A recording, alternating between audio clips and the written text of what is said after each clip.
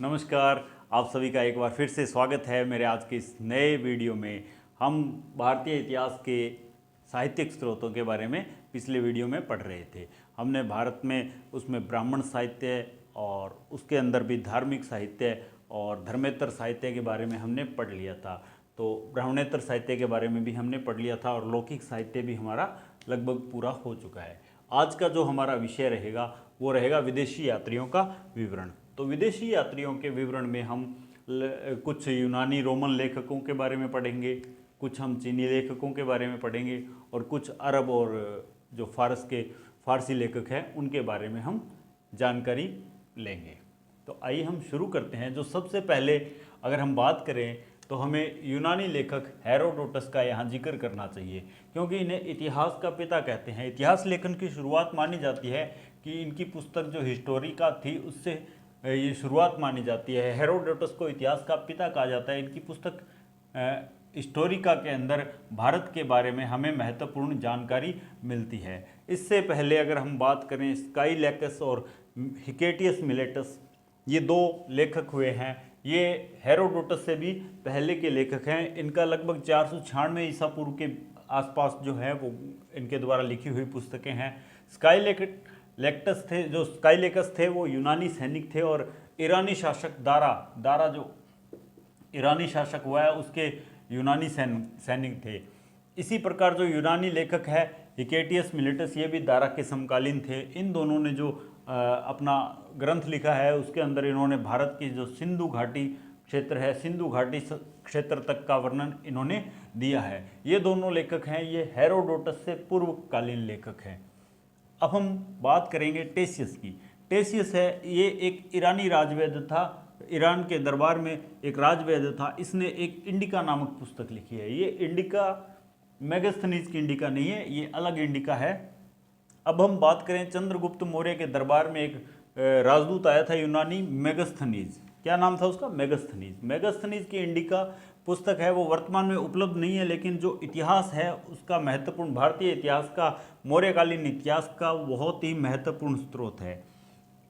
चंद्रगुप्त मौर्य के बाद के जो शासक हुए हैं बिंदुसार, अशोक, उनके दरबार में भी कुछ बाहरी जो राजदूत आए थे, उन्होंने भी भारत का जिक्र अपने ग्रंथों में किया है। यहाँ की यात्रा का वर्णन किया है। उससे हमें यहाँ के मौर्य वंश के बारे में काफ़ी जानकारियाँ मिलती है। तो उनमें एक है डायमेकस। डायमेकस सीरिया के एंटियोकस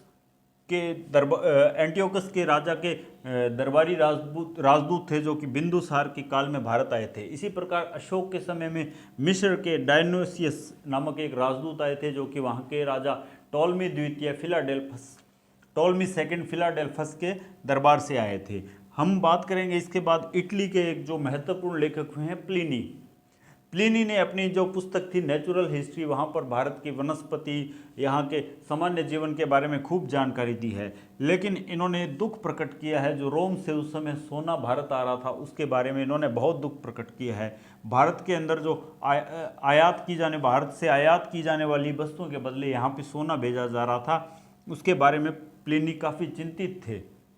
इन्होंने अपनी पुस्तक नेचुरल हिस्ट्री में इसकी जानकारी विस्तार से दी है।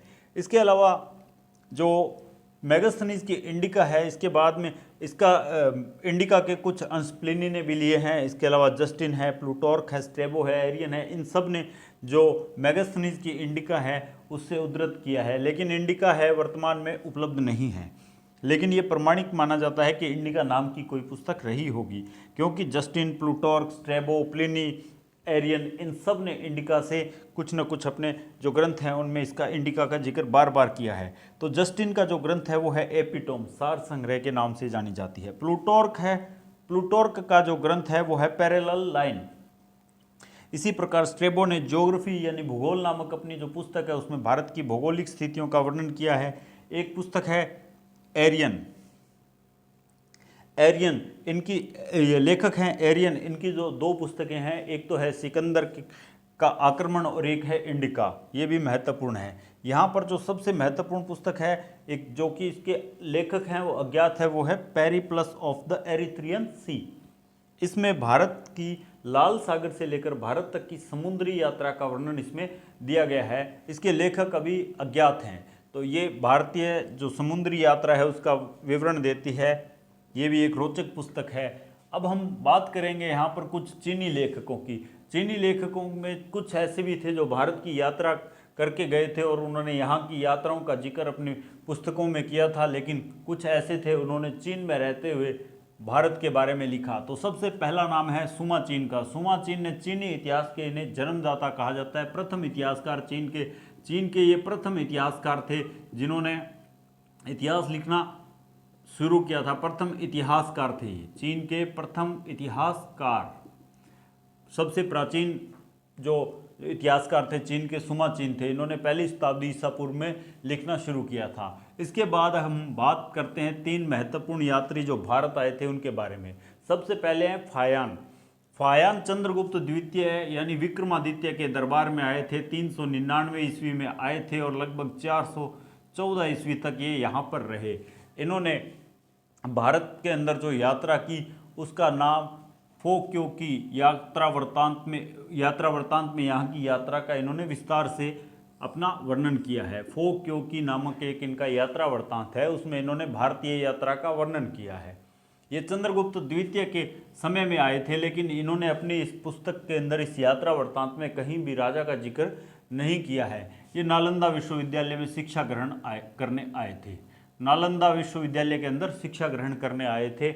चीनी यात्री ज़्यादातर बौद्ध भिक्षु थे और बौद्ध धर्म के बारे में जानने भारत आए, इसलिए इनका जो दृष्टिकोण था वो भी बौद्ध धर्म के आसपास घूमता था। तो ये नालंदा विश्वविद्यालय में फायान आए थे 399 से 414 ईस्वी के आसपास। यहाँ पे रहे थे, लगभग 14-15 साल तक इन्होंने यहाँ निवास किया था और शिक्षा ग्रहण की थी और बौद्ध धर्म के बारे में बहुत सारी जानकारी एकत्रित की और बौद्ध धर्म के जो महत्वपूर्ण स्थान है वहाँ पे इन्होंने अपनी यात्राएं की थी। उसके बाद हम बात करें एक महत्वपूर्ण चीनी यात्री युआन चुआंग की। इन्हें युआन चुआंग भी कहा जाता है, युआन चुआंग भी कहा जाता है और इन्हें हेनसांग भी कहा जाता है। हेनसांग को यात्रियों का राजकुमार कहा जाता है। हेनसांग को चीनी यात्रियों का राजकुमार कहा जाता है, प्रिंस ऑफ पिलग्रिम्स भी कहा जाता है। ये हर्ष के काल में लगभग 629 ईस्वी से 645 ईस्वी तक भारत में रहे थे। इन्होंने भी नालंदा विश्वविद्यालय से शिक्षा ग्रहण की थी। लगभग ये भी 15-16 साल तक भारत में रहे थे। इनकी जो पुस्तक है जो यात्रा वृत्तांत है वो सी यू की के नाम से जाना जाता है। हेनसांग का जो यात्रा वृत्तांत है वो सी यू की के नाम से जाना जाता है। फोक्यो की है वो फायान का है, फायान का है वो फोको की है, फोक्यो की है। हेनसांग का है वो सी यू की है और इन्हें प्रिंस ऑफ पिलग्रिम्स या यात्रियों का राजकुमार कहा जाता है। ये हर्ष के समय में भारत आए थे। अब हम बात करते हैं अगले महत्वपूर्ण चीनी यात्री ई चिंग यानी इत्सिंग की। ये लगभग 7वीं सदी में भारत आए थे और इन्होंने नालंदा और विक्रमशिला विश्वविद्यालयों की यात्राएं की थी। इनकी जो यात्रा थी उन्होंने एक जो अपना प्रमुख ग्रंथ लिखा, उसका नाम था प्रमुख बौद्ध भिक्षुओं की आत्मकथाएं, जो कि यहाँ की आत्मकथाओं का संकलन था।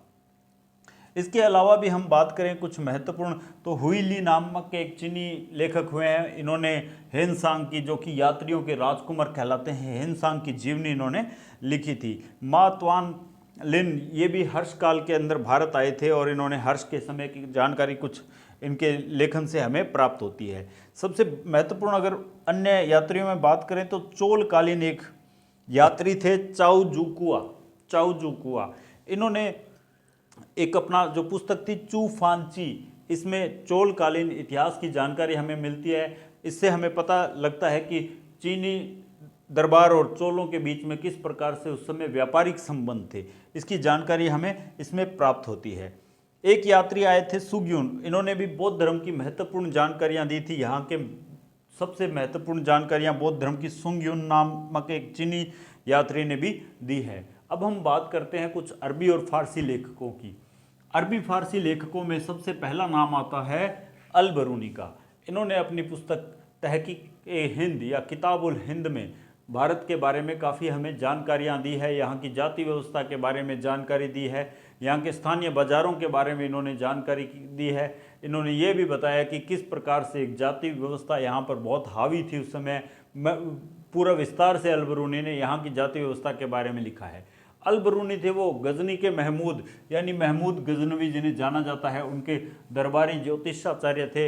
इन्होंने भारत आकर शिक्षा ग्रहण की थी। अल बरूनी बहुत विद्वान थे, इन्होंने संस्कृत भाषा का ज्ञान भी लिया था और इन्होंने गीता को कई बार पढ़ा था और उसका भी अपने ग्रंथों में इन्होंने खूब जिक्र किया है। इसके अलावा अगर नेक्स्ट हम बात करें अल मसूदी भी एक अरबी लेखक थे। इन्होंने मुरुजुल जहाब एक पुस्तक लिखी है जो कि उस समय के तत्कालीन प्रतिहार और राष्ट्रकूट जो राजवंश हुए हैं भारत के, उनके बारे में हमें जानकारी दी है।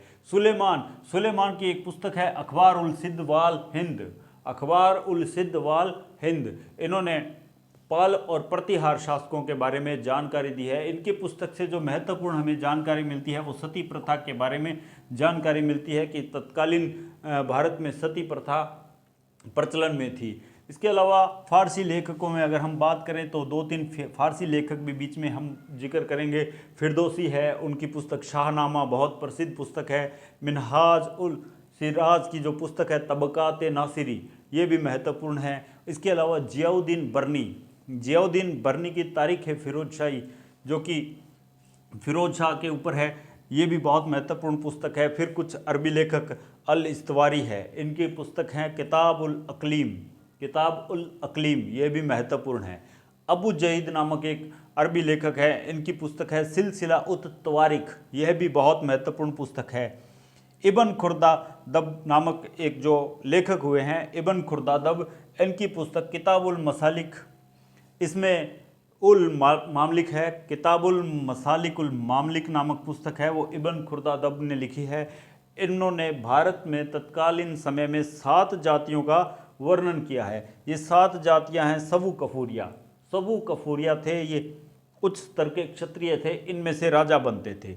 उसके बाद इन्होंने कहा है अगली जाति थी कतरिया, ये क्षत्रिय थे। ब्रह्म, ये ब्राह्मण थे। और बैसूरिया, ये वैश्य थे। सुदारिया, ये शूद्र थे। और संडालिया, ये चंडाल थे। और इसके अलावा जो अंतिम है लहुद, ये तत्कालीन खाना बदोश जातियाँ थी। तो इस प्रकार इब्न खुर्दादब ने अपनी पुस्तक किताबुल मसालिकुल मामलिक में भारत की 7 जातियों का जो वर्णन किया है, उसमें सबसे पहली थी सबू कफूरिया यानी जो राजा बनते थे, और उसके बाद थी कतरिया जो कि क्षत्रिय थे, उसके बाद थी ब्रह्म जो कि ब्राह्मण थे, उसके बाद थी बैसूरिया जो कि वैश्य थे, और खुद जो सुदारिया थे वो शूद्र थे और ये कृषक थे। शूद्र के साथ ये इन्हें कृषक बताया है। और संडालिया जो कि चंडाल थे, और लहूद जो कि खाना बदोश जातियाँ थी। इसके साथ साथ इब्न खुर्दादब ने यह भी बताया कि भारत में कई जगह ऐसा रिवाज था कि जब आदमी वृद्ध हो जाता था वो या तो आत्मदाह करके या पानी में डूबकर अपने प्राण त्याग देता था। तो इस प्रकार से भारतीय इतिहास के बारे में बहुत सी महत्वपूर्ण और रोचक जानकारियाँ हमें विदेशी साहित्यों के इतिहास से भी, विदेशी साहित्यों के ग्रंथों से भी हमें इनके यात्रा वृत्तांतों से हमें प्राप्त होती है। कुछ ऐसे यात्री थे जो भारत आकर यहाँ का यात्रा वृत्तांत लिख कर गए, और कुछ लेखक थे जैसे अगर हम बात करें टेसियस की, ये कभी भारत नहीं आया था, लेकिन इसने वहाँ के लोगों से, ईरानी दरबार के जो सैनिक वगैरह थे जिन्होंने भारत की यात्रा की थी, उनसे बातें ग्रहण करके इन्होंने इंडिका नामक एक पुस्तक लिखी थी टेसियस ने। तो उम्मीद है कि आज का वीडियो आपको पसंद आया है। अगर आपको पसंद आया तो प्लीज़ मेरे चैनल को सब्सक्राइब कीजिए, लाइक कीजिए, शेयर कीजिए, और मेरा टेलीग्राम चैनल भी इसी नाम से स्टडी विद बलदेव सर है, उसे भी आप सब्सक्राइब कर सकते हैं। उसमें आपको इन सभी जो मेरे वीडियो आ रहे हैं इनके PDF भी मिलेंगे। इसके अलावा बहुत महत्वपूर्ण PDF नोट्स भी आपको उपलब्ध रहेंगे। तो उम्मीद है आपको मेरे वीडियो पसंद आ रहे हैं। Thank you.